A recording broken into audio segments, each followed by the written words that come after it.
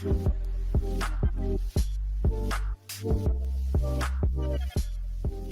everybody, welcome back to the AirsoftTech podcast. We haven't done one of these in a while, and actually we have the original co-host back, Ryan Fisher, Legacy Airsoft. So I'll just let him say his thing for a second. It's been a while, yeah. So I made a video on my channel a few days ago, just saying like I'm back. I'm gonna start making airsoft content again. I'm kind of like working my way back in the scene and getting more familiar with the people, the groups, the changes that have happened over the last few years. But without going down a rabbit hole, I used to be really involved with the scene. If you're into teching and you've been around for more than just the last 2-3 years, you probably know who I am already. But Ryan and I used to do this podcast, and we always had a lot of fun with it. So I'm trying to get back into it. We met up about a week ago, and we're just gonna try and start this up and see how far it goes again. Yeah, hopefully it goes far. Being out of high school, being out of college, and Ryan almost being out of college, hopefully we can get more of a consistent schedule down. Yeah. But yeah, like he said, Ryan's been in the airsoft scene for as long as I have, probably a little longer actually, and we've been friends for probably 5-6 years of the 8 or so years we've been teching. Oh yeah, 100%. Yeah, no, it's just good to have the original co-host back and all that stuff. People who have listened to the previous podcast, Brendan being the co-host in the previous ones, I don't mind him coming back at all. I just the interest of the podcast for him seemed to have died down. And it was hard for us to make those. So I definitely am down for having Brendan back on. But it's just been a while. So I'll have to ask him and see if he's down for it again. And it's kind of my fault too. I'm not very good at being a consistent schedule person, seeing as my life is never a consistent schedule. So That's not your fault though. it is what it is, and it has to be what it is. So, but yeah, so that's that. That's the kickoff of the podcast there. I hope everybody is here for a good time. So, that pretty much brings us to our first topic. Kind of how the airsoft scene has changed for Ryan Fisher here. Yeah, Ryan. I've been involved. I feel like maybe a little more in his hiatus than he. In my hiatus, I was a little less stepped back than he was. He was kind of fully stepped back because he was in school probably for something a little more complicated, and his situation didn't necessarily grant him the ability to have his airsoft work stuff with him. So yeah, definitely my so the the main reason why I ended up taking the big break that I did was because I started college, which was the real start of it, is that I had a lot less free time on my hands. And then on top of that, I moved into the city for college, and there was just no way I could bring tools in my workbench and all that kind of stuff, let alone guns, even just airsoft guns of any type. That just wasn't an option anymore. So I kind of, and then after, I guess now, I'm on my 5th year of college, so 5 years going into that, and I really just haven't had a chance to have enough of a stretch of free time to dive back in. And then each year that I was like slightly more removed, like it was just from teching, or it started off with playing, then I got to teching. Then by year 3, I was basically completely off all social media and forums and stuff, and I just kind of stayed there. So the big goal for me is like the knowledge and the mechanics and the ideas is that like that never leaves. That's just stuff that you know. But the stuff that I'm gonna have to get caught up on is brands, parts, new standards that are kind of going around the community, and just the community itself. So like I know I'm starting to log back on all my old accounts, and just last week, maybe like a week and a half ago now, I logged back onto my Instagram account that I haven't logged onto in years, and I got a message to join the TSG group. So a group of people who was trying to get other techs together to conceptualize and prototype the triple sector gear, the one that Ryan just had in his hand. Unfortunately for me, I got the message like 2.5 months before I actually logged into the account and like noticed that I had it in the inbox. So I joined the group a little late.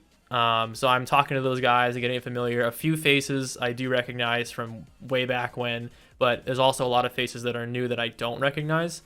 And unfortunately for me, I missed most of the fun where the TSG, Ryan just held it in his hand. So obviously I missed like conceptualizing it. Like it's a thing already. But there are still a lot of developments on testing it, getting more data on it, seeing what kind of modifications are necessary. For a quick example, one of the most common mods for a DSG that you guys know is you have to cut the tappet plate fin down so that you actually get the nozzle to return on time.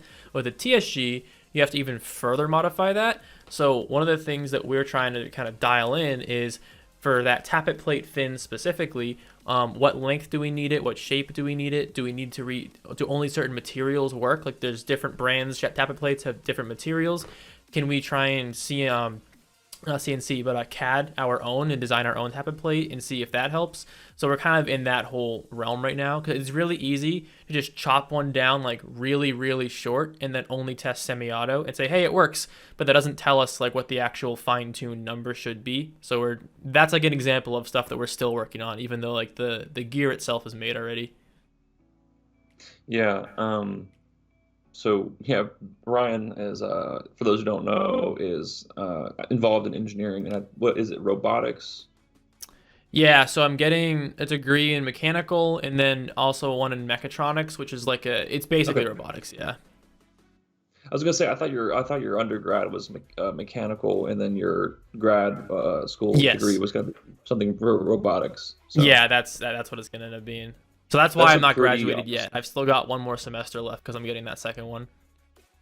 that's a pretty awesome combination for airsoft. Yeah, well, I mean, we'll see. I'm trying to. So that's one of my goals too. Is before I left the scene, I never got a chance to do it because I didn't have time. But me and then a friend of ours, Corey. Obviously, you know Corey, but just because people in the audience might not know.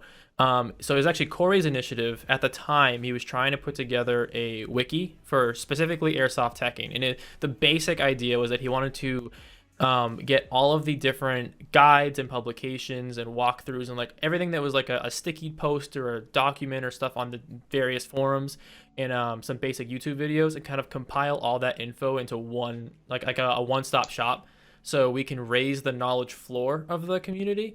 So this was kind Hmm. of like the last few years that I was super involved, it was more focused on the top end. It's like I'm gonna stick with this group of like 20 techs who I know are really experienced and have connections to either designing, machining, the industry, like companies in the industry, and we can like really kind of get some more research done. This is almost the exact opposite. It's trying to create a complete like knowledge standard so that whenever someone is getting into the hobby and they begin to be interested in like modifying, fixing, or teching their guns, we can just literally give them a link and say, go to this website, and every single piece of information is like properly organized in that website.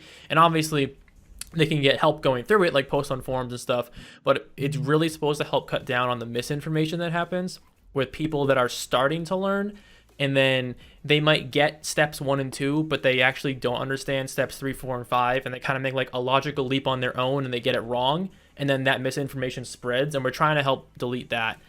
That was We started that a while ago, and I say we, it was really just Corey. It was Corey's idea. I was trying to do it on my own end with some videos, and I think I posted like one longer drawn out video, and I had a few shorter ones on my channel before I kind of like just left. So that's something that I'm going to try and restart, is that kind of knowledge floor type stuff. Yeah, that would definitely be good. I didn't know that was a thing. I must have been withdrawn from the airsoft scene just enough to Hmm. maybe not hear about that, or maybe I'm not remembering about it. But no, I think the interesting thing with the way that airsoft teching is going is like I remember when I first got into it, you would be pretty hard pressed to find legitimately good information. Yeah. Um, like this is like 8 years ago, 10 years ago. It was very hard to find truly good information, and this is like right when BTC was coming out and like Siege Tech was a concept, and you just didn't know, like as a new person coming in, I did not know anything about teching. I didn't know what shimming was. I knew like the most basic concept of shimming from my dad using like slats of wood to like shim something. But like it was very hard to find legitimate information, and so that made people like me and Ryan have to learn over like you know forums and text how to do these things. Hmm. And for me, that just made me make my own shimming method. I just set out to make my own shimming method, and I'll take a backtrack and say it's probably not my method that I like truly designed, because I know Zayko used to be pretty big in the scene, and now he's kind of withdrawn from Airsoft as well. But he used a very similar method to me, and I posted my method and my guide on Airsoft Society like a year after he did. So regardless, it was a method that I sat down and thought through how to actually shim using like a process of eliminating as many variables as possible. And so finally, for people coming in now, they have all this information on how to do all the basic stuff that we had to do. Like we had to do on our own. Or we had to Yeah. learn from people like Corey, or we had to learn from people like the guys who work at Umbrella now, Alan and Jordan. So, they were very knowledge heavy, but it's kind of hard to convey some things over forums and over text and stuff like that. And so finally, people actually are making legitimate documents and making videos on how to do all this stuff. And so that all is extremely helpful. So, and like people coming in now have no idea how good they have it. Yeah, Because and now that's there's yeah. one definitive method of shipping. There's one definitive method of AOE. There's one definitive method of like an electrical setup. Like a MOSFET, a 3034 MOSFET with a TVS diode and Deans is like the definitive setup. You know, like that's the gold standard. So Yeah, like, it's really funny too, because just hearing Ryan talk about this. So again, is anyone who's somewhat new to the airsoft, when you guys got into teching, you probably had a buttload of information that was kind of like given, not necessarily given to you, but told to you as, oh, these are the standard mods. You should do AoE correction. You should do shimming. You should space your piston header, put a sorbo pad in there. You should be greasing your gearbox. You should be installing a MOSFET if you want a lipo. All these different things, flat hop, R hop, all these things that are considered like standard or normal upgrades. None of those existed when Ryan and I started. Like not a single one of those is a thing. So we kind of came up through, and we had to we were at the time when it was being debated whether you even needed a MOSFET or not, if it did anything. We were like, flat hop was like a new revelation. That's what I'm looking for. That kind of came out when Hunter Seeker 5, who's a forum tag for someone from a long time ago. I have no idea if he's still in the scene. He invented something called the R hop, and it required you to shave the nub off of your bucking to do it. And that kind of gave people the idea that some people had done this in the past, but this kind of validated the idea we could just shave the nub off, and then that itself is an upgrade if we change the nub shape from the little cylinder that kind of comes with your stock gun to like a little rectangle. Like the common ones in the past, I know, where you take a pencil eraser from school and you cut it into a rectangle and glue it in. Stuff like that. Like no one knew how to correct air seal. No one knew that you needed to do AoE. And completely, let alone the era of computerized MOSFETs or DSGs, or that was even later. Like those didn't exist yet. There was no Polar Star. There was HPA wasn't popular. Like it was a very different scene back then to try and learn like what was actual information. And I know for me at least, I don't know about you guys, but when I started getting into airsoft, I was 11 years old. So I didn't really have like I didn't have the math or the physics or the schooling background to kind of understand these topics. So basically for me, it was whatever I read on like a forum post or watched in a video online, I just took it at 100% face value and believed it. And that was the truth for me until I saw something else that contradicted it. And then I had to actually think, I was like, wait, they're saying different things. How do I figure out which one's right or not? And then we kind of had to build our way through. And it's not like Ryan and I pioneered. That's not what I'm saying, because we also were like learning. So when we came around, the forum to go to was Airsoft Mechanics, ASM. There was a lot of people on there that I'm actually, I guess now is the wrong term because I was out of the scene for like four to 5 years. But when I was in the scene still like 4 years ago, I had become friends with a lot of the people that were used to be on that forum.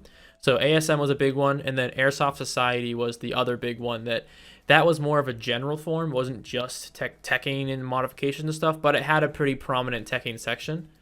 And then the newest one, when those forums kind of started to decline in popularity, that's when the Facebook groups kind of started rising up, and that's where Hmm. Airsoft Tech and Q&A is the big one that everyone, whether you're on it or not, whether you love it or hate it, everyone knows about it, at least if you're into the hobby and you like the tech and modification stuff. Um, Yeah. so that's, yeah, we can, it's just, it was a different scene. It was completely different. We got really, so I mean, I'll say this: we got very lucky with Airsoft Tech and Q&A. I wasn't, I can't remember if I was on the original startup team for that or not. I don't think I Yeah, was, I but I technically think that I wasn't. was I got very, pulled in pretty shortly after it was made, but I wasn't one of like the founding people. yeah. And I can't remember if I was either. I'm gonna go ahead and say I probably wasn't. If I can't remember clearly, I probably Yeah. wasn't. But I remember being pulled into the moderating team really early on when they had like 1,000 members or 2,000 members. We got very lucky with that because this is at the time where there was, competing corporate interests in airsoft like Evike and Airsoft GI. I think those guys are cool, but I think that they tend to have more corporate and less scientific interests than the teching community did. And so there's been this fight for a long time, and it's kind of not a thing anymore. But Evike or Airsoft would post a teching video, and it would just get trashed in the comments because 9 times out of 10 they truly didn't know what they were doing, and it gave the idea that, and it gave the feeling that they were more appealing to their vendors and less so the community. And so when we pioneered Airsoft Tech and Q&A, or not, I wasn't there, but when the people that I'm friends with, that right now are friends with, pioneered it, we got very lucky because that grew so quickly, and it's as much as people might like to debate about this, it's very well ran and it's very well managed from a technical standpoint and a rules standpoint, and so um, that grew exceptionally quick, and that Hmm. prevented these companies from kind of continuing to sell products that not exactly were the way they were advertised. And so it was like, well, the technical community grew, and it kind of grew over top of these companies, thankfully, so that now we have this huge wealth of knowledge on this Facebook group with fantastic moderating staff and good admin staff.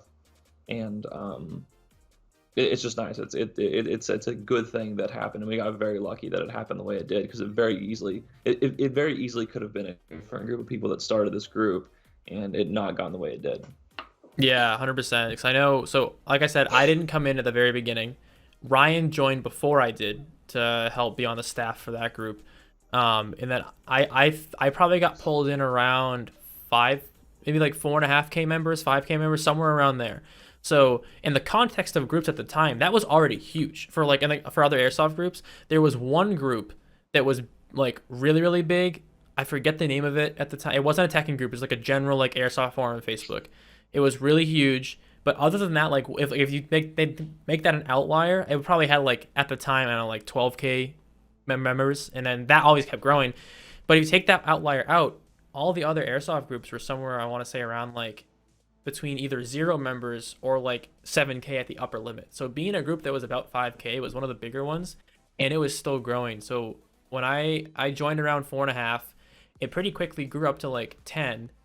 Then it got to 15, plateaued for a bit, and then just kept skyrocketing. I think it finally ended around 35, and that's kind of where it hovers ever since. Is it's the 37 to 30, and it kind of keeps going around there.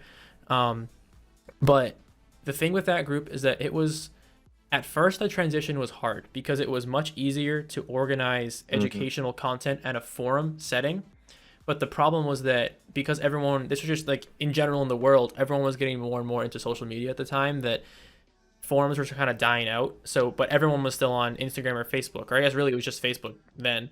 Now there's even some on Instagram, but so because Facebook was getting more and more popular, it was so much easier for someone to just be on Facebook already and then just click the drop down, click on the Airsoft group, and then comment in the Airsoft group, and then go back to like their normal friends and activities and stuff. So Hmm. just like the forums, even though the forums were just objectively better systems at organizing information, they didn't have the population anymore to kind of sustain themselves and be worthy of discussion, where the discussion was higher quality, but if you only got a reply once every 3 days, like that's not gonna net anything. So everyone kind of jumped ship to Facebook, and that being as it was in the beginning, I agree. I think it was very well ran at first. when there was like sub 15K members, I don't think there was really many issues at all in that group. It did the best it could with a Facebook group format to still highlight important information, have a stickies or like I guess a document section, have a very active moderator and admin staff. We implemented you have to approve posts pretty quickly because we got too many shit posts and too many spam things. So like that's a lot of work when you have a group that's I get now 35,000 people, and I know it's not as active anymore, even though the membership is still the same. But if you go back 2 or 3, let's say 3 years, the membership was the same. It was still 35,000 members then, but it was still very, very active. It requires a lot of people to be online constantly to moderate all those posts and accept them and moderate the comments and make sure that there's no buy sell trade in there, because Facebook will scan the group and automatically give the group a strike if they detect any buy sell trade of any firearms related items, which is why that group is so strict on that rule. For example, other airsoft groups have gotten straight up deleted off Facebook because of that.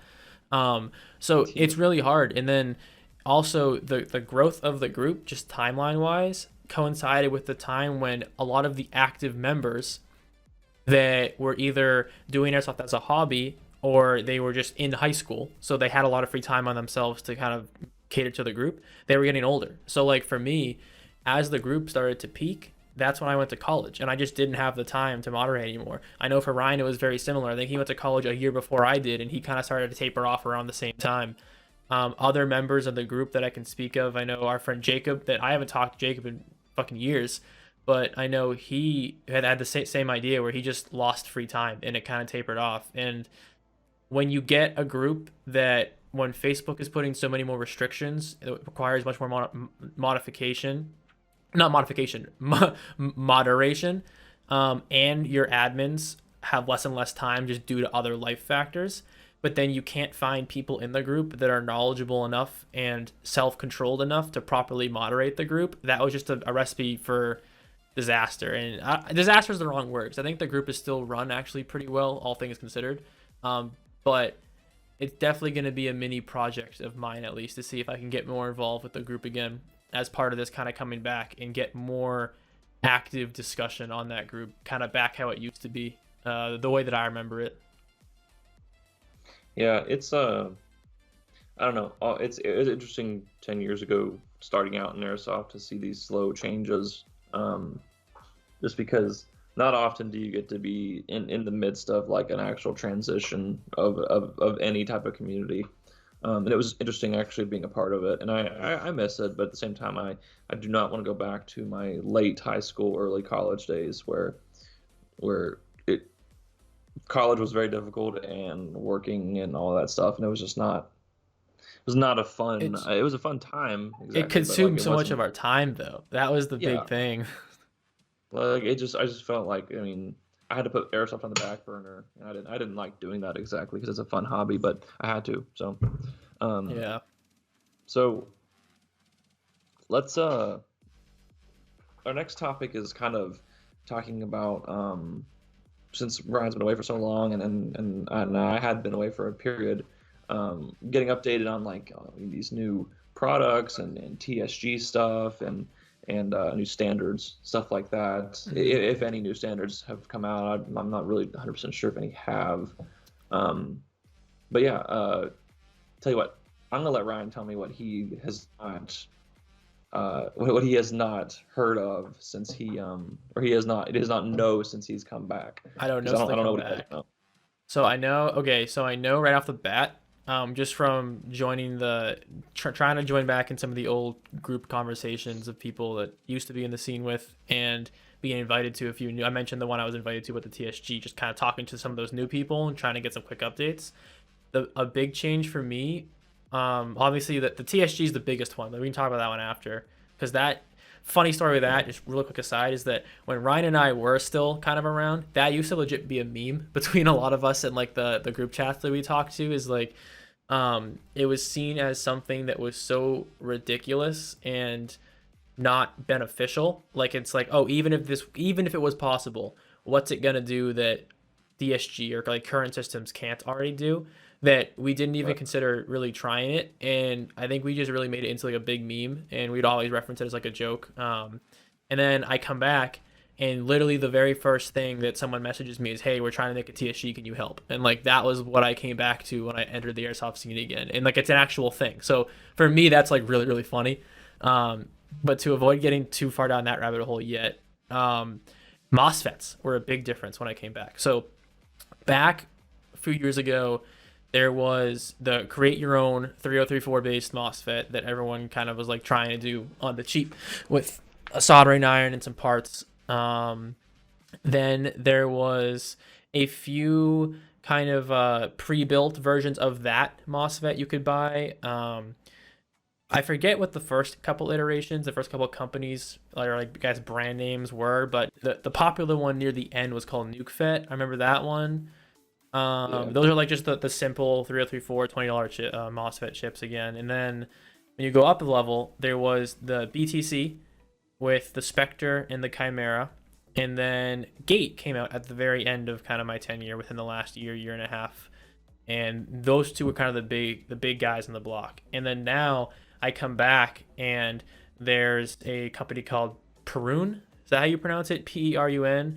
I always said Perrin, but I don't know. Couldn't tell. I have no idea. Maybe it's Perrin. Maybe it's.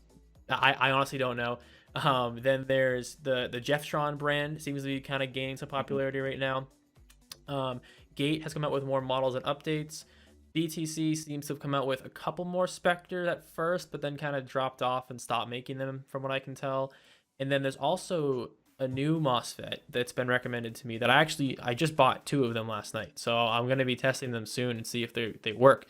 But it's called the T238, and it's, from what I can tell, it seems to basically be like a Gate clone, and they're sold on AliExpress, so that's big news for me, because for me, AliExpress was obviously around back then, but I never bought any internal parts from them. Would I buy like fake airsoft accessories, like a fake Magpul grip or a helmet cover or a patch, like stuff like that? Yeah, because they're cheap, and if they come broken, it's not very much of a loss to me. But I never bought airsoft internal parts from AliExpress. So the fact that that is, or could potentially be seen as a normal way to buy like a computerized MOSFET now, is crazy to me. Yeah, no, that is due part because of the new Australian kind of market in this faux airsoft situation that they're in. I believe, I could be wrong in parts of this, but basically airsoft specifically is illegal in Australia. And so someone, and I don't know all the history about it, but someone down there basically found a workaround where they can use the same concepts, like the same gearbox, the same hop-up chambers, the same barrels, but call it a gel blaster, and I think it just shoots the exact same thing, and that's illegal. But then I think that some provinces or states or territories down there outlawed that as well. Why they're so restrictive, I don't know. But anyway, basically, where they use the same components, this company that sells these MOSFETs on AliExpress sells them for gel blasters, but gel blasters use the same internal designs that we use. And so the MOSFET just fits right into a version 2 gearbox, and they have a version 3 model as well. So basically, there's no issue with cross compatibility. And there's been a couple people that use them in this TSG group with good result. So that's what I ordered. I know Ryan said he just ordered 2. So we'll see. I'm excited to try it out because I've got a whole new gun I'm gonna build this TSG with. So I'm definitely excited because I bought one version 2 and one version 3 because some of my builds coming back. I'm probably going to start posting, like, not posting videos. I'm probably going to start rebuilding kind of my projects again within the next week and a half. I'll at least like start the process. In terms of the guns that I'm going to be working on, I have a lot to work on. It's like a whole stretch, but the immediate couple, I have 3 DSG builds that are either missing small parts here and there, or they're just old at this point, and I really should kind of take them all down and rebuild, reshim, clean them out, all that kind of stuff. So yeah, I'll be going through those. One of them is an AK base, so I'll be actually putting the V3 MOSFET, the T238, in that, and I'll be testing it in that. And then with those 3 DSGs kind of put aside, I'm also going to be using the other T238, the V2 that I bought, for my TSG build that I do. So I also did order the TSG gear. Don't know when it's going to come, to be completely honest. So I don't even know if I'm going to have this build anytime soon. It might have to wait for a while just because. So I'm gonna have access to my tools and equipment for probably the next 2 months, maybe 2.5 if I get lucky. And then I'm not gonna have access to them again for another 4 months. So I'm not gonna leave the scene. I actually have a lot of other ideas to kind of keep myself active and post videos and stay involved in forums and stuff that don't involve me having to physically be building. Um, so I'll do those in those months where I can't build and I can only do those types of videos. But then afterward, I'm gonna come back. So if I get the TSG within the next 3 weeks, 4 weeks maybe, I should be able to build it before I kind of move back into the city for a little bit. But if not, I will still be building one. It'll just be probably around the June or July timeframe that I actually get around to posting videos on it, which is unfortunate, but it will also allow me to do some testing in the background with, like, for example, the tappet plate stuff I was talking about earlier. There's other examples of stuff that we're talking about in that little group of like modifications and tricks and stuff we want to try. So it'll give me more time to test those out before I kind of dive into the build, which might be beneficial, might not. I guess we'll see. Yeah. Yeah. Always put your school first. Yeah, that's just. I mean, you're paying for it. You might as well. I'm So, paying way too much. That's a whole different topic, but like I'm paying yeah, way too much for school, dude. that's why I did a 2-year nursing program. Just get in, get out. I get paid the same as a 4-year nursing, degree holder as a 2-year nursing degree holder. So That's why you're there's smarter no than I point. am. That's I've had Well, dude. Yeah, I won't get down the rabbit hole. That's a whole other topic, but like yeah, I've not been happy with payment versus results in college so far when I'm getting out of my professors and stuff. yeah. That's just all that is going to require a cultural change. So, but yeah, Yeah. we can that can be a topic for another day. Oh yeah. Um, so I guess that leaves us with the TSG project. We can talk about that more intimately now. Um, so what do you know about the TSG project? I guess I should start there. Yeah, so not too much actually. So I do know that from what I can tell, um Laurie Mikey, who's a person who's been in the scene for ages. So this guy predates both me and Ryan in the airsoft teching scene. He's actually one of the people back on. I was telling to people this the other day. There's not many techs from back in the day that I will like praise and just openly admit like they are just objectively better than me at teching. He's probably one of like the three people that I would say that about. He's extremely good, extremely knowledgeable. He's super smart, and the most important thing, he's one of the most humble people that I've like seen in terms of just what I watch him post on videos and post in forums and talking groups and things like that. I have nothing but good things to say about this guy. And from what I can understand, so he basically designed the top half of a sector gear. So, assuming most of you guys know, do I have one on my table? I don't. Assuming most of you guys know, for a sector gear, it's split into two sections. There's the bottom half where the teeth in the bottom half contact the spur gear, and then, or I guess the step gear goes by both names. And then the teeth on the upper half contact the piston. So you're sitting in a gearbox, it'll look like this, where these teeth will contact the piston and these contact the spur or the step. Well, they can be split apart. So those two halves of the gear are actually two completely separate halves. Um, and the way that, from what I understand, we do it is you basically buy a Gen 4 SHS gear set. You take the sector Hmm. gear from that. You pry the two parts pry them apart. It should be, you have to probably remove two screws. There's probably gonna be like Loctite or something similar on those two screws. Punch out the axle in the middle, and then take the two halves apart. You replace the upper half of the sector gear with the TSG, reassemble it, bolt everything down, and then you basically use that as your TSG gear set. Um, is that right? Is that accurate so far? That's basically right. All right, Easier cool. said than done.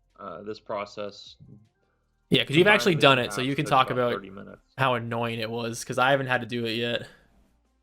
I had never split a sector gear in half before, but now I'm gonna make a YouTube guide on this, just because I mean, if people are gonna start doing TSG stuff, there needs to be guides on it, I guess.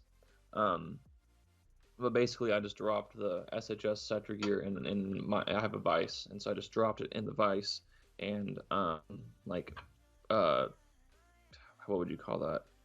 Basically like this, like it would sit in the vise, resting on the axle, and I took an X-Acto knife and I kind of wedged it between the halves, just barely, and then took a hammer and just tapped it until I wedged it in there just enough to where I could throw in a larger blade and then a larger blade. And then I just worked my way around the sector gear until it was fairly in half. And I couldn't manually do it. I couldn't pry it to be undone. And by the way, this is after you unscrew the 2 hex screws in Yeah. it. And then, so I couldn't pry it anymore. And so I just dropped it in a vise and held it in the teeth, or held it in the vise like this. So the lower half was just free and the teeth were the only thing holding it in the vise. And then I just took a punch and I went and, this is the other half of the sector gear. I just punched in these holes like a tap or two, and then eventually the whole thing just slid out. Yeah, it definitely easier said than done. Because when you think about it, guys, like obviously those two halves of the gear are never supposed to come apart, or else it would ruin the performance of your airsoft gun. Um, Mm-hmm. so that's gonna be the first challenge I face probably is actually getting that apart and then not hating myself and cursing too many times when I cut my finger with the X-Acto knife by accident. But now putting the sector gear together, the TSG, I did have to drill and widen the TSG's axle hole, just like a hair, because it would not slide in if I didn't. And then I Mm-hmm. also had to do the same thing to the tappet plate cam hole. And then once I did that, it slid in perfectly together. I pressure fitted that tappet cam back in, and then the screws went in just fine. So it's a well designed gear. It's just, I mean, I've been 3D printing stuff for better part of 3 4 months now, and even if your 3D print is perfectly designed, that doesn't mean that it's not going to be have slight imperfections as it prints. Meaning you're going to have to widen a couple of holes. You're going to have to do a little bit of sanding here. This was almost this was almost drop in. This was pretty close to perfect. So it's a good design, as far as I understand, and I cannot wait to stress test it. Yeah, I think so. Other all the things I remember about it, I think from people in the group that had been testing them and been using them, I think all of them were using some sort of optical sensor MOSFET, which is like the Gate Yeah, Titan or I guess the T23/8s. Is that yeah. consensus accurate? Is that That's as far as I understand. That's true. I don't think anybody's gotten it to work with a traditional micro switch or cutoff lever system. yeah. I don't think I don't think it I don't think it could. I don't think you'd have enough time because the way your cutoff lever works. I mean, I'm not explaining this for Ryan. I'm explaining it for people who are listening. Um, the way your cutoff lever works is that you have a cutoff cam on your sector gear, and Hmm. right before, like basically right before it releases, it's going to cut off power. It's going to tip that cutoff lever to come up and throw the trigger trolley off and reset it so that it kills the kids. It's like a kill switch. It's a physical kill switch, and so that's how semi-auto works. Um, and then that kind of leads into overspin and double shot, but that we're not talking about that now. So the way a DSG cutoff cam works is that it just has two on opposite sides, so that each time it's about to let go of the piston, the cutoff cams kick the cutoff lever and kick the trolley off, and that works. But sometimes it's very difficult to fine tune, and that's just because of the nature of the DSG gear. Now, for a triple sector gear, you can buy either the top half like I did and rely upon an optical sensor, which is going to be significantly more reliable, or you can buy a whole triple sector gear and use a triple cutoff cam and either use the optical sensor because it's dependent upon the sector gear's the upper half's teeth, so it's just detecting when the teeth no longer are there, and that's when it cuts off the system. Or you can try to do a traditional micro switch or a cutoff lever system. If you were to do a micro switch system like BTC or Jeftron's Leviathan, I think that you could probably get it to work. But if you were to do a traditional cutoff lever system, I don't think that the cutoff cams are are far enough apart because it's a triple sector gear that it would actually give the cutoff lever enough resting time so that you could pull the trigger again. So basically, your cutoff lever would always be to a degree engaged, and that would prevent your trolley from going forward. So I think that's what would probably happen. I don't know though. I've not tested it. I don't know anybody who has tested it, but that's my theory. Is there anywhere you can buy a complete TSG, like with the bottom half as well? Yep. Oh, where? I didn't even know that. So yeah, this is why I'm saying, like, Let me, I'm still like getting caught up with all this kind of stuff because I kind of joined really late. Cause so you just let me drop you the link. Oh really? Let me drop you the link. All right. So while Ryan finds that and gets to me, just really quickly. So the reason why we use the only optical ones, or why we were saying we do, because since we're putting the TSG top half of the sector onto a normal bottom half, the normal bottom half only has a single cutoff cam. So if we didn't use the optical sensor, which is based on the sector teeth on the TSG, then there's no way for it to track more than one cycle because the cutoff cam, there's still only one of them, even though there's 3 different sections of sector teeth. So what it would actually do, if you put a TSG into a normal gun, it would turn your semi-auto into 3-round burst because every single time you pulled the trigger, the cutoff cam would hit the cutoff lever once, but 3 different sections of sector gear teeth would cycle through. So that actually might be a kind of cool application, I'm not going to lie, but definitely not what it's intended for, because then you would have 3-round burst and full auto only, instead of having semi-auto and then whatever you want to program as your other one. But if you could get a full TSG with a triple cammed bottom half, then I still don't know if mechanical contacts would work just because of the nature of them being a little slower to respond. But I would imagine that micro switch MOSFETs should work fine, like a Spectre or a, what's the other BTC? Is it Chimera? Is that the one? Yeah, Spectre, Chimera, or Leviathan, or any other micro switch FET. What was I gonna say? Oh yeah, the thing with the triple sector gear, if you buy the whole version, is that you still do need to put in an axle. So Shapeways, as far as I understand, it prints. They basically print these metal parts, and so they don't CNC them. So the reliability for them to print a perfect or close to perfect 3mm axle is probably not going to happen. Is basically how Mikey put it. So he said you basically need to find a 3mm rod, or you need to punch out an axle and use it.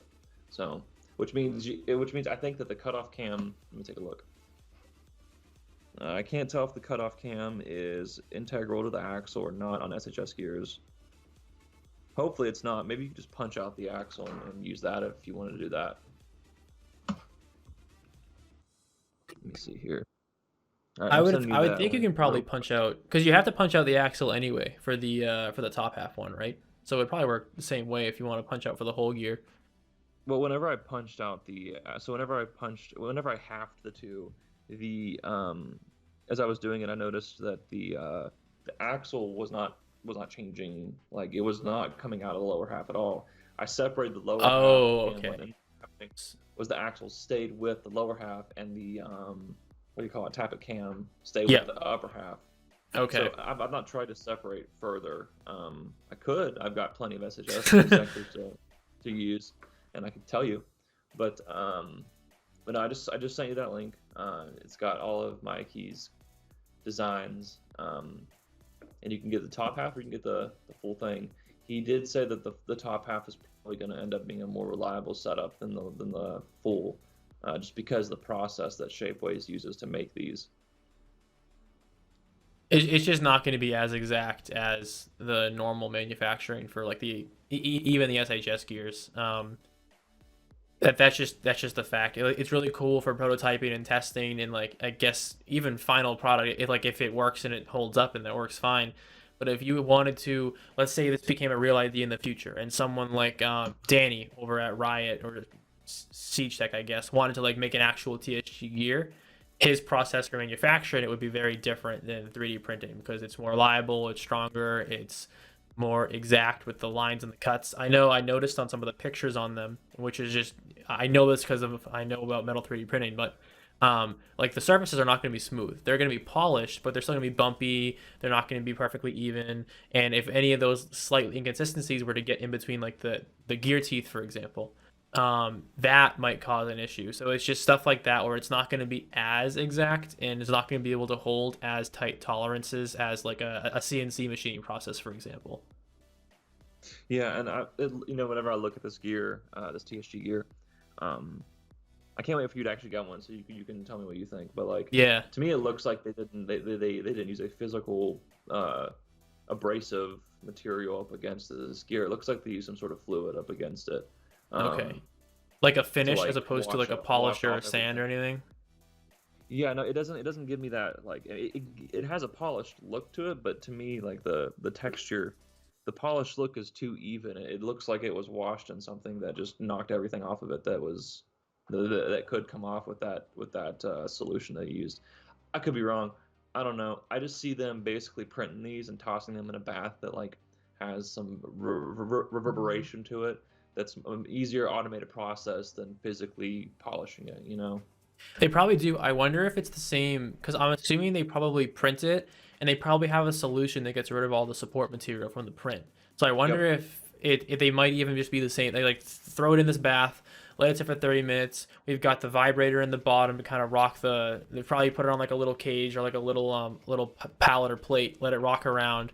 And then I wonder if they just, even if it's the same one, or they just pick it up, throw it in basically a different solution for the finishing maybe.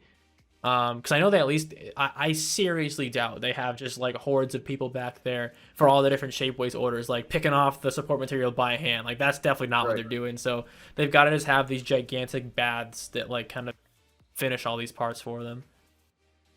Yeah, and further on top of that, oh shoot, I just lost my train of thought. Dang it, man, that makes me upset. Um, oh yeah, it looks like they have some sort of finished plating on it too. I didn't know if maybe they did some sort of electro plating in a solution or not, but it's probably has some sort of plating on it because I've handled raw 3D printed metal material before, and it does not feel anything. This feels way better, and I feel like maybe they put some sort of plating on it to prevent corrosion or any sort of degrading over time. Anyways, I think it's a good process that Shapeways has. This is the first time I've ever ordered from them. I do have one thing from Shapeways the Hunter Seeker made, or actually I think no, Mikey made this. So it was the motor adjustment tool. Um, I just got that because Brill wanted to send it to me. But Hmm. anyway, no, this just feels like a good process. I've handled 3D printed metal parts before that were made to an industry standard, as I was told, and this just feels really nice compared to that. So I think, okay, let me see. I'm trying to pull it up on Shapeways right now. It looks like.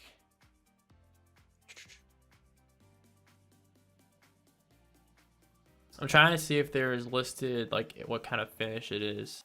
Okay, here we go. Polished nickel steel. So that's what they're doing to it. 3D printed okay, and plated, 3D printed and then plated in nickel for a silvery hue, and then polished to a mild sheen. So that's probably what they're doing. They're 3D printing it. They're nickel plating it, probably like in a electrolysis bath type thing, and then they're gonna yeah. do. They say they lightly polish it at the end. I wonder if it's more of like a more like you polish the paint on your car to make it shine, not actually go through and try and like sand away all the bumps and inconsistency stuff like that. It's probably more of like a finishing than a smoothing it out. Um, Probably. Yeah, but I mean, it sounds like we were about right with their process. yeah. I'm excited though. So I don't know how long it's gonna take to come, just because it takes a while to manufacture, and then they've got to ship it. And with COVID and everything, everything's slower right now anyway. Then I have the Mosfets coming from China, so that's a whole other similar. It takes a while regardless, and then with COVID and everything, it's going to be kind of slow. And because of that requirement that it needs to have an optical sensor MOSFET, I can't even build a TSG till I have both. I need the gear and I need the MOSFET. So like if one of them is kind of lagging behind, it's going to push the whole build back. Which is Hmm. kind of why I've lined up some other stuff to do until I get that. But once I get it, I'm gonna try and crank out I'm gonna try and dive headfirst into it and like really kind of get involved with it. my TSG gear, I ordered it in like mid-October and it came like 2 days ago. Really? That's not that bad at all then. I might even get it No, before. I might get it soon enough to like work on it before I go back to the city then.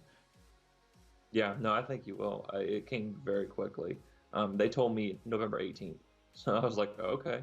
Oh yeah, I I will was like, take I'll get that it the day then. before my birthday. So, yeah, it came super quick. One thing I do want to bring up is that tappet plate concerns. I think that's probably something people are worrying about too, and that'll hmm probably be our close to ending topic. But what do you think about the tappet plate concerns? What do you So what are I'll your thoughts there? definitely, yeah. I'll definitely have more opinions on it once I kind of get it in my hand and start testing. And I might have to buy a few different tappet plates just because I know the ones I have on hand are not only very old, but I've probably already modified them in some way or another previously for other builds or other tests or things like that. Um, the two things that I'm going to be concerned about are the I'm gonna ignore tappet plate material for now, just because I feel like that's a whole like that can apply to any build. It's not TSG specific necessarily, but Yeah. obviously like the a normal DSG build for those of you that know, or the tappet plate fin. I don't have one of these either. Damn. That tappet plate fin's gonna come down. It's like a big triangle, right? So if I have my hand here, imagine like a triangle like that. I'm oversimplifying it, but then let's say the triangle goes between these two hands. Yeah, so Ryan has one up. You're gonna need to cut it shorter. So you might for a DSG, you're gonna need to if the entire length of the tappet plate, let's say the fin's 20 millimeters long. I'm just making up numbers. You're gonna want to cut it to about like 10 or 11 for a DSG. TSG, by the same logic, is probably going to be cut down to about like 6 or 7, something like that, in terms of millimeters of length. And that's just a similar idea where in order that the tappet plate must be released sooner in order for it to reach the all the way to the front of the gearbox, which when the tappet plate's at the front, that's when your air nozzle actually has seal with your bucking and your BB is loaded into your barrel. So it needs to be there for before the piston has done any significant travel down the cylinder, or else you're going to lose air. So think about it this way: if your tappet plate is still moving forward while the piston starts to be released and moved, that means that air is going out through your air nozzle before the BB is loaded. So all that air is going to leak until the tappet plate gets all the way forward enough for it to seal with the hop-up bucking, right? So that's going to be probably the big concern here is cutting the tappet plate short enough that it does return quick enough to load the BB properly before you lose any air due to your piston travel. However, you can't cut it too short because the tap plate still needs to move far enough back to load the BB in the first place. So like if the BB is like my thumb for example, right? And tap plates, this is the air nozzle, which with tap plate, if it's only going like back and forth like this, the BB is never going to be able to actually load into the hop up. So it needs to have a balance between being pulled back far enough for long enough for the BB to load properly, but then snapping back forward quick enough that you don't lose air on the piston. And that was a challenge for DSG, and that's just going to be an even harder version for TSG. Um, the other thing you can kind of modify with that, so that's all about tappet timing. It has to do with air seal, it has to do with feeding, and it has to do with consistency. And you can try and modify the actual shape of the tappet plate fin. So instead of just modifying the length of the fin, you can modify the shape. So basically the profile of the fin, which is, let's say that it's like this, is at an angle, right? And the sector gear is going to rotate. And there's a cam or like a little post on the sector gear that catches the fin and pushes it backwards. And that's what moves the tappet plate. If you can change how those two parts interact, you can change the profile of the tappet movement. So if you were to like graph it, for example, in terms of the tappet plate, how it moves, you can make it from like very slow incline to immediately going back and then staying all the way back and then jumping back forward. You can kind of make it go back and then come front a little bit. So this is just how cams work in the mechanical world. I don't know how many of you have experience with cams, but so the tappet plate and the post on the sector gear, that's just a type of cam. And there's a lot of math you can do behind that. There's a lot of tests you can do behind it. And it might require us to, even if we can get tappet plates on the market, modify them to work, we might have to redesign our own to make it work properly or consistency or really take advantage and not lose air seal in this build. And that's going to be something that is exciting for me because there should be I'll say should be a way to make tappet plates through shapeways or something similar. So if we can, I might be able to play around with different CAD designs on my own and print a few of them, and then even if I don't do a test myself or hand them out to someone like Ryan or someone else in the group and just say, hey, test these 4 different cam profiles and tell me which one works the best. And we can kind of go from there.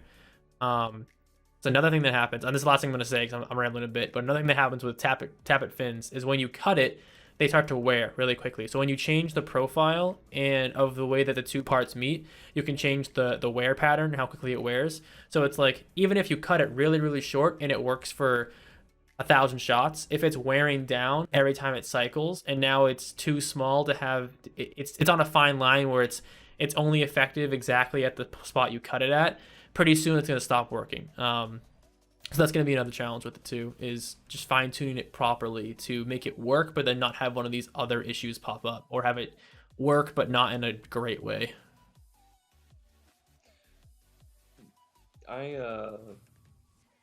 There's a couple things I've wanted to do with tappet plates recently, and I'm just one of those things that we tend to not think about a whole lot. I feel like, besides just making it work, because we're all about making things better, but we never really made the tappet plate system better. I wish we had a different way of feeding. I hate that it relies on the sector gear. I mean, it makes sense intrinsically. I get why they did it back in the day, but like, there's got to be a better way to do it so that we can have a stronger, more reliable feeding mechanism for these high-speed builds. But again, I just don't see a way of doing it in the current version 2, version 3 gearbox setup. You'd have to design something completely different, I would think. But no, I've just thought about redesigning the whole tappet plate feeding system, just because I feel like it's too mechanically connected to the drivetrain, I guess you could say. So, but no, you're talking about printing tappet plates. I can print a tappet plate for you. I can print them fairly strong too. I can use a type of filament. Most 3D printers use PLA, just a polylactic acid plastic, and that's a fairly weak plastic that prints fairly easy. I can use something called PETG, which I don't remember what all that stands for, but basically it's a type of plastic that has a lot more nylon quality to it and a lot less rigid quality to it. So it's very hard to snap. It doesn't like to wear a whole lot, yet it's fairly easy to print in as well. So if you come up with a couple tappet plate designs, I'll print all of them off. I'll print them to the specifications you want, the thickness and the detail, and I can send them to you, or I can send them to anybody who wants them. So yeah, or you can even just use them yourself. Like it's the thing with tappet plates is that they're very simple to model in like a SolidWorks type program. Or one of my little pet projects, I want to learn Fusion 360 because it's free, and once I do too. yeah, I know how to use SolidWorks fairly well. I know how to use Creo fairly well as well, which is another just competing brand for like CAD modeling. The problem is those programs aren't free. So I'm using Creo through my job, and I'm using SolidWorks through my university. So once I leave both of those positions, because my job's only an internship, so I have like a limited time cutoff for that, I'm not going to be able to have access to those programs for free anymore. So that's going to bring me probably around to either figuring out how to get access to one of them, or looking into Fusion 360 and learning that. So, but regardless, tappet plates are pretty simple to model. They're not very hard at all. The hard part is going to be picking the dimensions. For example, if you were to go to the store and buy 5 different brands of tappet plates, not only will the fins be shaped different on all of them, but each of them is going to have slightly different dimensions. Whether that means that the front face, the one that connects to the air nozzle, is like curved at it could be curved out, it could be curved straight, it could be curved in. The thickness is going to be different. The thickness of the stem, so the part that connects the face to the fin in the back, that's going to be different. All these different things add up, and part of it is due to just different brands are always going to be slightly off, but other part of it is due to material. So depending on the material you choose, that kind of determines how thick you have to make it, how wide, the dimensions, things like that, so that it either doesn't bend enough or bends too much, or it doesn't just snap. It snaps more material than shape or design. But there's a lot of things to consider. That I can model a tappet plate in like 20 minutes, but picking the proper dimensions for what I want to test is going to be the challenge, I think. And then when I go to find a reference, when I go pick a brand, like I just said, I can pick 5 and they're all going to be slightly different. So it's probably going to be a thing where I might literally make like 10 because I'm going to have to isolate one variable in a few and just change that. And then once I like, okay, now I know I want the fin exactly here. Now I'm going to play with fin shape. And then I'm going to have to like isolate one variable at a time and kind of go through it that way. And then that might be how we kind of get somewhere with it. Yeah, no. It's like one of the things we were talking about in TSG group was tappet plate material and why material matters a lot for what you're making. That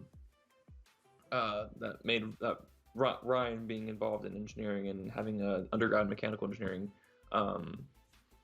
brought up the idea of a stress strain curve. Sorry, I was trying to remember it.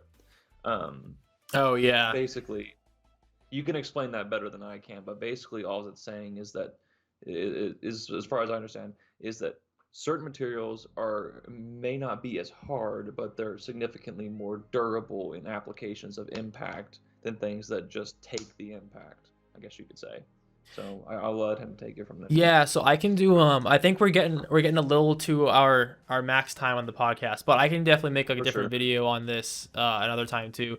It was more just kind of to educate, because a lot of people, even in that TSG group, not a lot of people, there were a few people who were just didn't know as much about different materials and material properties and how they kind of relate to one another.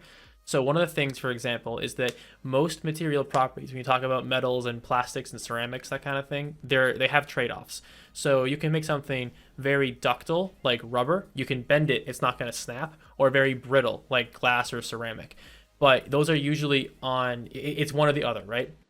So when you think of something that's very, very strong or tough, there are different characteristics that describe different kind of what's the example I'm going for? So you know how in airsoft plastics, a common one that's seen as like a high-end plastic is nylon. Which one do we use? It's the glass-filled nylon, I think, is like the kind of like this is the great one for piston, tappet plates, and plastics and things like that. So glass-filled nylon is great because it takes nylon. It's a type of plastic. It's very tough in that it can withstand a lot of energy without breaking, but it's also pretty ductile in the sense that like you're gonna bend it. You're gonna bend it for a while before it actually snaps. But then the glass on one end, glass is very, very strong, but it's very brittle. So you can't make a glass tappet plate. And I know it's hard to think of because you guys think of glass that would just shatter, but glass is actually infinitely stronger than plastic in most cases. However, it's extremely brittle, so you can't use it for much because it doesn't have any give to it. So when you have a glass-filled nylon, it kind of adds some of that strength to a traditionally strong and tough plastic, and it gives you a little bit of a best of both worlds. And then that's kind of what we were talking about a little bit, and I won't go into it anymore because I think it's kind of a rabbit hole, and if I'm gonna do something on this, I'd want to like prep a little bit so that it makes sense. It is not just me rambling. But what Ryan was saying with stress strain curves is that there's a common graph in engineering that when you measure the stress on an object or the strain on an object, strain being more similar to like elasticity and elongation and deformation, and then stress being more similar to the amount of force per area or pressure that's on a object relative to its size and the surface that the pressure is being applied to and how it deforms. So you can look this up. It's called a stress strain curve, and it'll map. There'll be some common shapes, and the one you want to look up is if you can compare like any sort of a common metal, like aluminum or steel, versus a ceramic or a glass, and then aluminum or steel versus a common plastic. And those will kind of give you the idea of how the curve reacts to, or how it represents the properties of these common materials that you can like think of, and I know that steel is very hard and very tough. I know glass is very hard and brittle. I know plastic is very ductile and I can bend it. And then rubber being just like an extreme version of plastic, it's more like a polymer, where it's very ductile and it's not nearly as strong. So I won't get into that much more, but there was just some material discussions going on. It's like if we wanted to 3D print or make our own parts, we kind of had to figure out what material we want to use and why. And that's the only reason I brought that up, is just kind of an exercise and thinking about Yeah. stress and strain on your drivetrain, and why really the tappet plate system could be designed probably a little bit better, but it needed to be simple because the airsoft back then was a simple concept, and they were just trying to get it to work. And so that's all I was saying, is that it'd be nice if we could formulate and actually make a better feeding mechanism. Um, but anyway, I think like Ryan said, we're kind of cutting it close to the max time of the podcast. We wanted to keep it like right at an hour, and we're probably over that a little bit. We're at So probably like an hour and 5 minutes right now, something like that. perfect. Um, but anyway, yeah. So it sounds good. Then I guess we can end it here. So yeah, I thank everybody for coming and listening. I hope you guys enjoyed it a lot. There will be a few changes to later podcasts. We do plan on doing live streams. Hopefully, hopefully every podcast from here on forward can be a live stream, but it may or may not be. We will be sure to give everybody plenty of notice. It'll be posted on YouTube, it'll be posted on Instagram and Facebook when they're occurring, and whose channel they will be occurring on. Hmm. Um, for now, all the podcasts can be posted on my channel. But once we kind of get this thing kicked off, Ryan and I are going to swap it back and forth so we can kind of share the viewership, and he can kind of regain his viewership while he posts other videos as well. Yeah, I definitely need it, all the help I can get with that one. But yep, as Ryan said, thank you guys for coming. Thank you for listening. Hopefully this video can get around. We understand that for me being gone for so long and Ryan being active now, but kind of he's recovering from his own hiatus still too, is that we know this isn't going to be maybe as popular as the ones we used to do. We're fine with that. It's going to hopefully slowly get there when we make this more of a normal thing and more people know about it. And that's where we're testing out too. You can see below us, below the cards, we do have some, I guess, things that are traditionally saved for live stream, with like the graphics, the track player, the sub count, things like that. And we have a few more stuff to add to when we actually do live streams. But thank you guys for listening, and I think that's about it. That's all we have. Yeah, see you guys. Thanks for listening.